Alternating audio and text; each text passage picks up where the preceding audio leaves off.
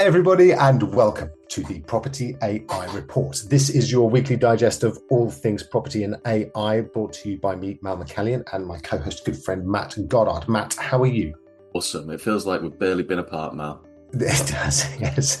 You will be surprised, listeners, and sincere apologies for the fact that we are recording this on a Thursday when we normally get it done on a Monday, but for various reasons, including me being away, sorry, and also us being together all day yesterday, but just still not quite getting the time to be able to work it through. We are here very bright and early, 6:30 on Thursday morning, but we have lots to discuss. So let us crack into our property news. All right, Matt. So first up, we've got some exciting AI acquisition news from our old friends at Fixflo. For those that don't know, Fixflo is a maintenance app, been around for a long time. Rajiv started it probably, about 20 odd years ago now, something like that maybe. It's actually only 12. Is it really? Only about 12 years ago. I remember them having the 10-year anniversary when they had their office down in Elephant and Castle. Yeah. And maybe slightly longer now, but given that Raj has been out that business for a bit. But you're absolutely right. It's Rajiv, for those that don't know it, as Mal started and I interrupted rudely, was Rajiv's view of it was to aim to be the the Uber of maintenance. And it had a very simplistic but very powerful tile image based reporting mechanism for tenants to report their maintenance faults, actually just before smartphones were launching. So you'd be able to log on and click on I can smell gas, and then warn you to actually you should be calling someone if you can smell gas. But if it was something less serious, to be able to report that issue through. And I think the real success of it was these integrations with all the CRMs. So it would drop it straight into your CRM and pass on to your maintenance workflow. Raji subsequently sold Fixflo to a massive German CRM called Arian, and they powered on from there. And Arian has now acquired Help Me Fix, which, Mal, have you come across Help Me Fix, or do you want some detail on that? Only very in passing, really. So they're very new. I've developed this sort of AI method of describing and writing and taking photos and making sure that the full description of the maintenance issue is basically AI and transmitted. So it's very nascent, but something that in terms of the AI side. But I think it seems like quite a smart acquisition for Fixflo. I'm sure a lot of listeners out there who use Fixflo have done over the years. It's one that I still come across as being really prevalent in many agencies. And it's just good to see that some of the more, it's weird to think of them like the old bricks and clicks businesses are now like acquiring the AI businesses when they themselves used to be the kind of newcomers. That's but nice. This I think is where we are in it. I think what's really powerful on this one, and just comes back to what we've talked about and again on this show, is that Help Me Fix and Fixflo are very similar businesses, but Fixflo is the reporting of it. And Etan Basil, who started Help Me Fix, was actually an engineer himself. He was out on the tools. And what happens a lot of the time in maintenance is you have people who work on gas engineers who are used to humping boilers around and lugging them up on walls and having to do that. And as they get older, and you and I know this, your joints start to go, your calves start to pop, you can't quite do that heavy lifting. Etan started as a way of saying, actually, most of the time on a call out for maintenance, you don't actually need to attend sites.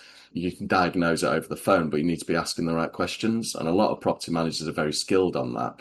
But what the engineers can do is talk you through more, I know that make of Bosch, you need to be doing this to repressurize the boiler, or you need to check this particular thing. So what Help Me Fix has actually built up is not just the tenant reporting data that Fixflo have got, but they've actually got all that engineer fixing and resolving data. Yeah. So their AI has actually got a different set of data that they're being trained on, that now Fixflo have obviously seen the value in that data set to really gear that AI up. Yes, it's new, but I think it's been going for about 5 years now. So there's a wealth of training data in there to really help power that AI through. And data's the new oil, isn't it?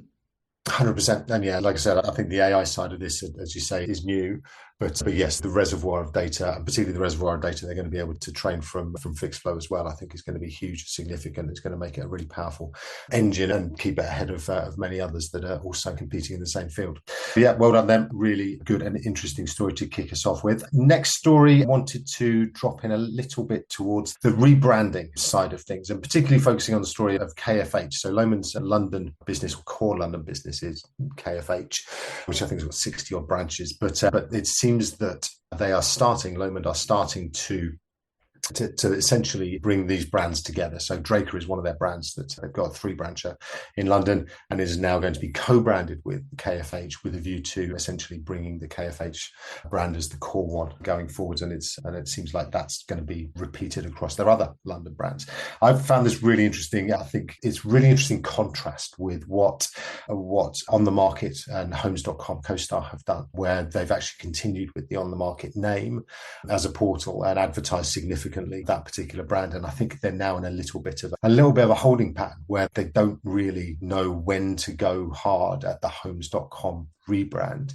KFH here or Lomond here have decided very quickly that actually this is what they're going to do. And I think that will play through all of their London brands. And I think it's smart. I think it's sensible. I'll go back to Zoopla days when we acquired all those different businesses like Think Property and Hot Property and Property Finder and all that sort of stuff. We rebranded that really quickly. And then within 6 months, those brands disappeared. We had Think Property powered by Zoopla, and then it just disappeared into the Zoopla traffic. And I think you've just got to bite that bullet. And I think it does play into now that CoStar have acquired Domain, which is the number 2 in Australia, that actually how are they going to manage that? Are they going to learn the lessons from On the Market over here in the UK and actually rebrand Domain really quickly? Yes, they will lose a lot of brand equity by doing so. But as here, I think you've just got to go and say the presence, the relationships with the agents, those are the most important things. And then having the Homes.com brand across the world is going to, in the medium to long term, going to suit you better. Yeah, I think it's just a really interesting kind of concept. Where do you stand on the co-branding? Because obviously Draker's KFH, they're doing that co-branding at the moment, which I guess is helping them build that knowledge of the local area, especially around Sloane Square, where one of Draker's offices is a very flash glass looking office, which you expect because Tim Hassel's ex-Foxtons like myself, and we love that sort of look. Is it a period of time where you co-brand? Cart Jonas, I remember, bought Sullivan Thomas, Boylo's, Bradshaw's, and they were sending landlord statements out with both brands on it. Very slick and looked great, but made it clear that this was a move. Does that work?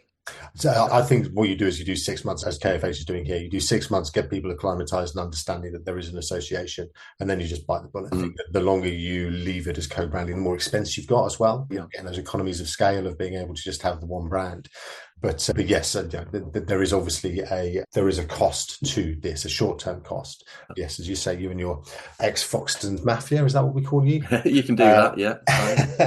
And your love of bling, that lends itself to some fancy offices. But yeah, I mean, look, I'm certain that whatever the highest bar that is within the Lomond family stable of brands is going to be where they all end up.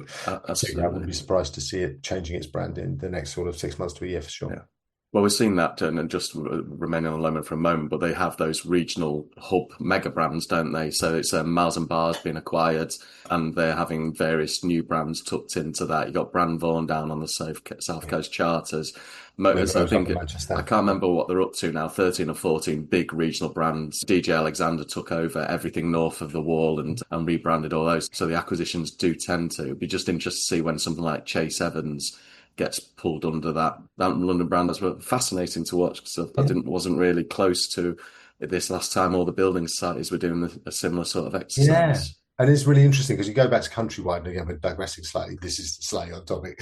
When you looked at Countrywide, they had so much goodwill, brand equity on their balance sheet, you know, that when it came to, they'd acquire these businesses for millions and millions, and part of it was acquiring these brands in their local areas. So they actually didn't touch most of them. They would leave Fulfords down in the southwest and so on, and alongside Gascoigne Peas. I remember there was Gascoigne Peas and Taylors and all these that were just all together on the high street. And I think the strategy was, if somebody gets out 3 agents on the market appraisal, then 2 of them will be a Countrywide, and that's a win for us. Whereas there was also the flip side of that, which is that actually one of your brands is losing all the time, and that costs you money too. So yeah, so I think there is a contrast here, and I think that's a really interesting contrast where actually the brand equity that Lomond has been acquiring with all these different brands, they seem willing to let that go for the bigger prize of economies of scale and the ability to actually slim down their physical presences in various locations with a view to expanding some of their other offerings elsewhere. So very different to the corporate world. We've got some interesting stuff going on in the self-employed agency world as well. Yeah, and look, and again, fascinating to see that eXp have broken through the 800 agent is how they've defined it. And I was trying to work out whether that was 800 branches or 800 actual agencies. Especially with the changes with MRE coming into the fold, as you know, if there's five within that branch, do they count towards the agent? Yeah, exactly. So, I think one of the classics, which number is actually the real number, but at the same time, still an impressive result. You can't argue with the fact that it's got to this point already, clearly the most dominant self-employed model out there and growing significantly. So, yeah, it now has this, I think it's called associate membership, where essentially as a settled bricks and mortar estate agency, you can now apply to become badged as eXp to get access to many of their economies of scale, particularly, I think, to get access to, for just £150, you can actually get all of your Rightmove and Zoopla and on the market fees paid. And this, I think, is one of the kind of really interesting driving factors for a lot of agents. Again, I've been out talking to agents across the country. Many of them have been approached by eXp or other members of eXp, because remember, if an eXp member recruits another eXp member who then becomes successful, then they get a cut of the revenue. So there is an incentive, a baked-in incentive for the missionaries of eXp to go out into the darkness and bring people into the light. So I think that way of seeding the markets, the fact that there is these huge incentives where the average Rightmove fee is 1,500, 200 to 2,000, or you can get it for 150 quid with EXP, definitely skews, I think, decision making. And I think it's going to be really interesting to see how that plays out. I'm not sure what you think.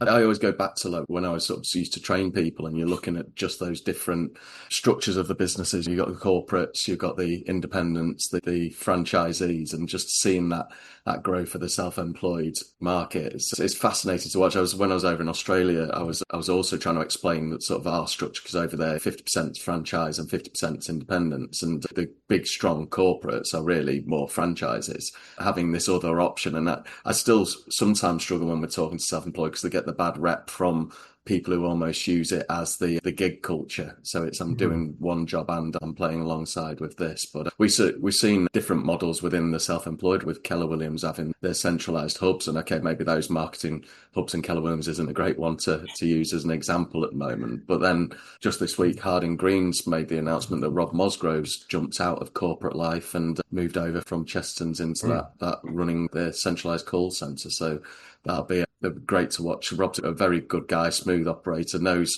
what he's doing. So seeing how he brings that into another of his self-employed model companies.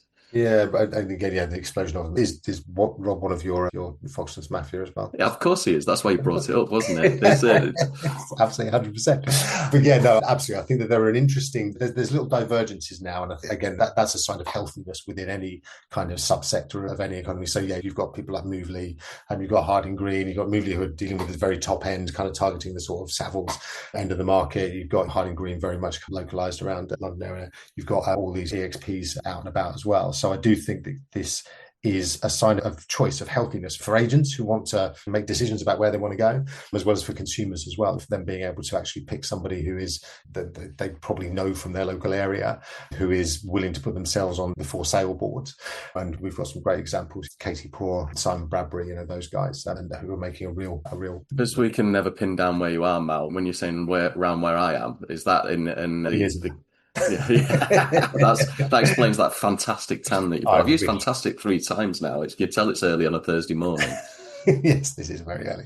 We have come to the end of our property news, so we're going to dive deep into our AI and tech news.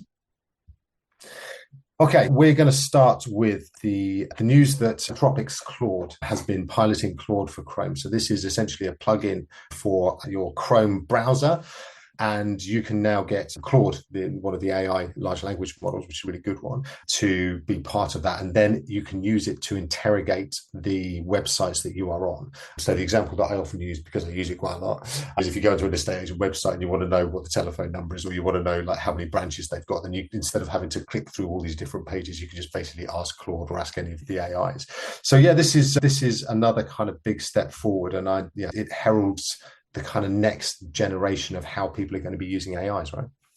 That's it. And it ties in quite interestingly with the latest story as well, which is the whole Google being broken up story, doesn't it? Because this is the first one that's gone directly within Chrome. And we'll come back to the Google breakup or not breakup based on the news at the moment. But we've talked about these AI browsers being the next iteration and where things are going. And the sort of use case I've talked about is the fact that you could be able to log into your CRM and then log into your emails and let the browser do the hard work between the two, whether that's updating notes in your CRM based on emails coming in or starting tasks off from things that are going on in the CRM. But the sort of the basic premise of all of these is that you can ask questions of the tabs that are open, get it to summarize the information that's being pulled through. And I know I sat with you regularly, there's hundreds of tabs at the top, but it's not just us talking with Sarah from ASAP on Monday, and she's kept apologizing for how many tabs were open, but it's just the way we work, right? You're doing something, I often press control and click when I'm clicking on a link so it opens in a new tab, and then you forget which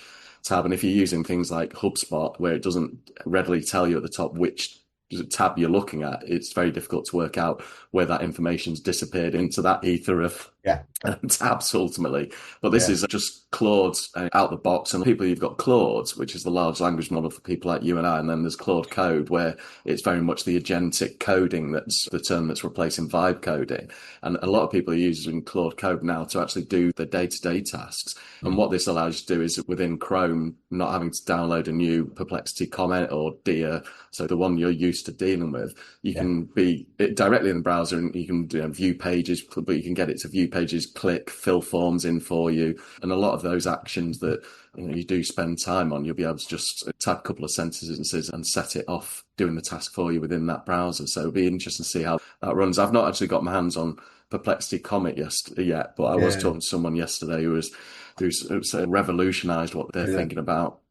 I decided, like you, I registered for it, I know, weeks ago, and then still waiting for it to come through. But Dear, which is the one, as you say, that I use, and we talked about a number of times, and I have found that so powerful. I'm obviously going to play around with Claude as well, just to see what the kind of comparisons are. It will only be a matter of time, possibly days, weeks, until OpenAI launches ChatGPT's browser as well.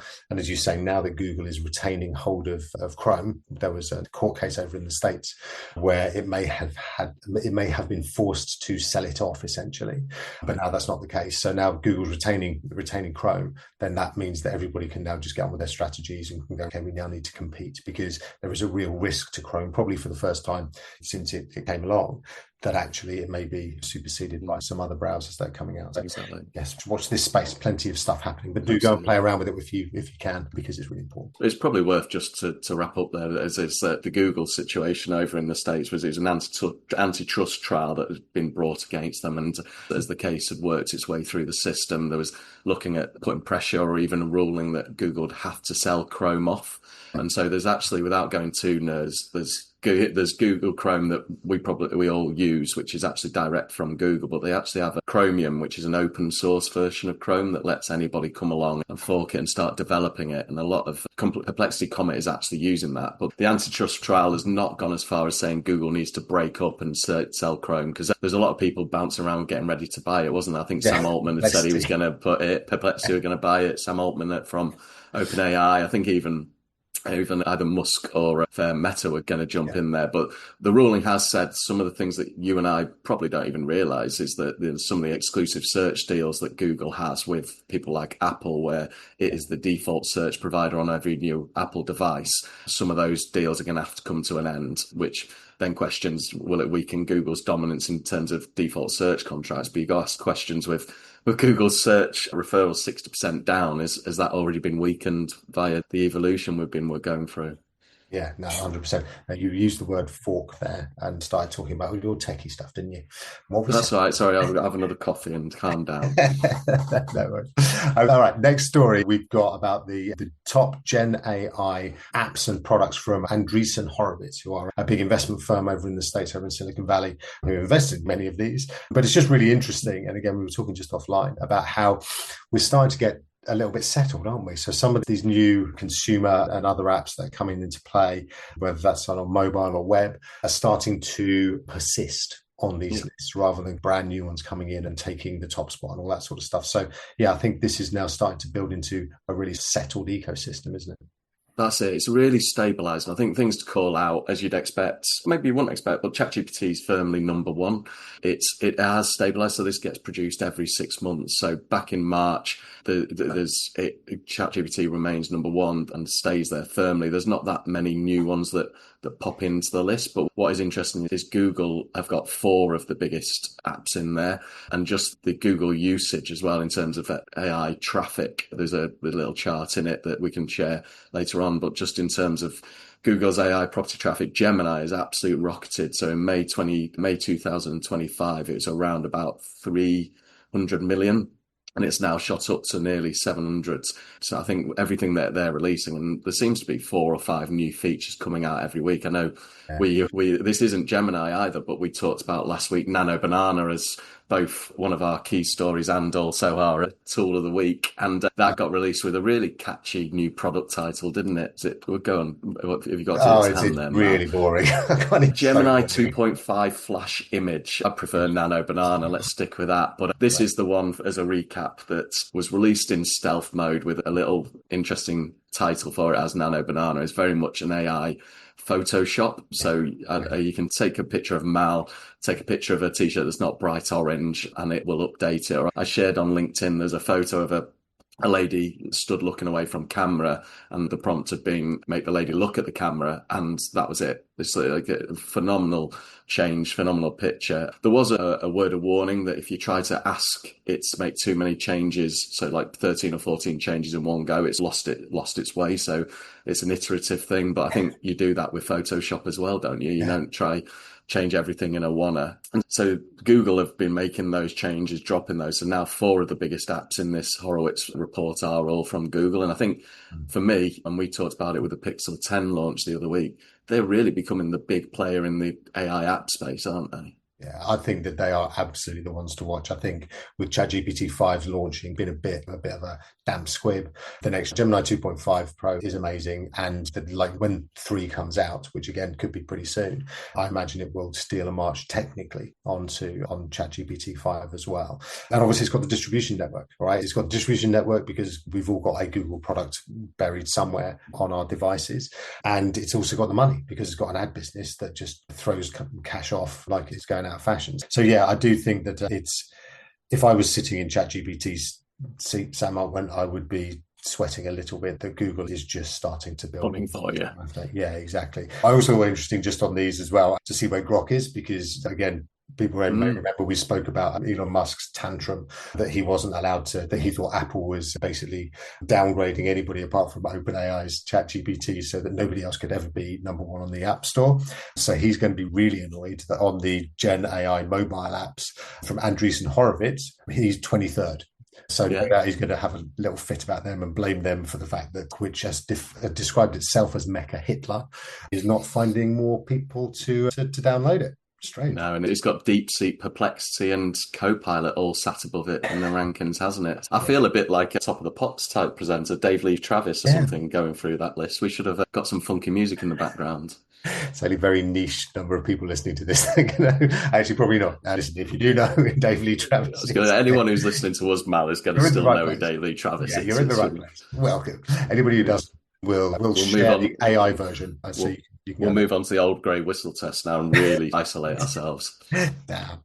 All right. So just finally on our tech news, just wanted to touch on some good news from essentially how AI is helping change health. Now, one of the things, and perhaps some of the cynics will look at this and go, AI is always promising some health benefits just so that everybody can go off and do what they really want to do. But actually, there's a new stethoscope that the doctors have developed, an AI stethoscope that can detect major heart conditions in 15 seconds, 15. Now, essentially, this is the first time since 1816 that the stethoscope has been changed. All right. Such a revolutionary thing at the time, 200 years later. We have finally found a different way of doing it. But yeah, this is huge because it's really going to change, and it's relatively cost effective, relatively cheap as well. Does the whole kind of rapid ECG tests of heart rates and things like that straight off the bat. So yeah, I think we spend a lot of time critiquing a lot of what AI is doing and how people are playing it and all that sort of stuff. But I do think that there are genuine, strong benefits that are starting to come through of all of this activity. And I think it's just going to be, really good, particularly for old people like us, eh, Matt? That's absolutely that. We want to be monitoring. The smartwatches keep a track on some things, don't they? But I know I said, or maybe said to you, but I went for an appointment at King's recently, which is just at the top of my street. And inside there, they had a number of signs up saying we are doing AI trials and we are bringing in this stuff. There was actually, and I digress slightly, but another one that we had on our show notes was Kyla Scanlon, who's like an economic TikToker, had done a survey of workers' attitudes towards AI adoption. And while estate agents specifically, 48% felt AI increased the workload, and also 0% had complete trust in their employers using AI for good.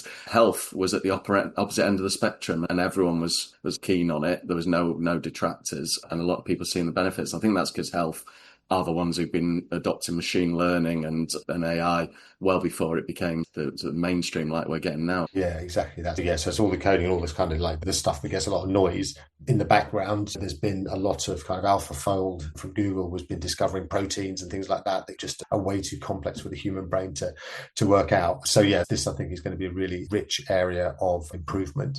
And it also goes down to some of the mental health benefits as well, which also have a negative side too, but companionship and things, again, for kind of people who can just chat into their AI with care. I think there are some upsides to that as well, where that kind of loneliness and things like that, where people don't get visited by relatives and things like that, they can actually have some companionship in later life as well. So yeah, again, stuff for us to watch, Matt, as we move through the next couple of years. Exactly. Have you already updated your ChatGPT 5 settings to be the personality that you need to interact with? I assume you have. Indeed, yes. So I've gone for morose and cynical. That's pretty much the you're talking to yourself. Yeah, exactly. That's right. It's the best conversations I have most days. Anyway, we will move on this week to our tool of the week. Now, this one I'm insanely excited about because I'm ridiculously sad. But Manus, regular listeners will remember Manus AI. This is a Chinese agentic AI, so it does stuff for you. It's really been leading the charge a bit. ChatGPT's agent came out in end of July, and Manus has basically been rolling with its agentic one since the beginning of the year. So now it's brought out Manus Mail. Manus Mail, MAIL. Basically, what you do is you just forward any of your emails to a unique Manus email address, and it will basically do the emails for you. Right, it's insane. You can then trigger it. You can train it on how you want to respond to certain emails and all this sort of stuff. But it's just such a really interesting use case. It is a time saver. You will work out over time how best to deploy this and which emails are right for it and which ones aren't. But yeah, it helps me to get through my inbox at a much steadier rate than has been possible, particularly as I've come back from holiday recently. So yeah, Manus Mail is something that I think is well worth a look right now. And I know from kind of feedback from listeners that the stuff we did about Manus slides went down very well. So yeah, if you've got Manus as a result of that, then also have a look at Manus Mail because or Mail Manus because it's really cool. Yeah, Manus is, I seem to recommend it to someone almost every day. And I previously was using Fixer, FXYER for my emails, which does great responses and offers different solutions and sticks them all in your drafts ready to go. But just the fact that Manus got all that more context and not just what's going through your emails really makes it powerful. Super strong. Okay, that is it for this week. Thank you everybody so much for listening in, and we will be back much earlier next week at our usual time, and we're actually looking onward through the autumn and into the winter and maybe having just a settled spot on a Monday where we can actually get this done. So believe it when I see it. Yeah, true. Next Thursday morning, Matt, are you there? 6 o'clock.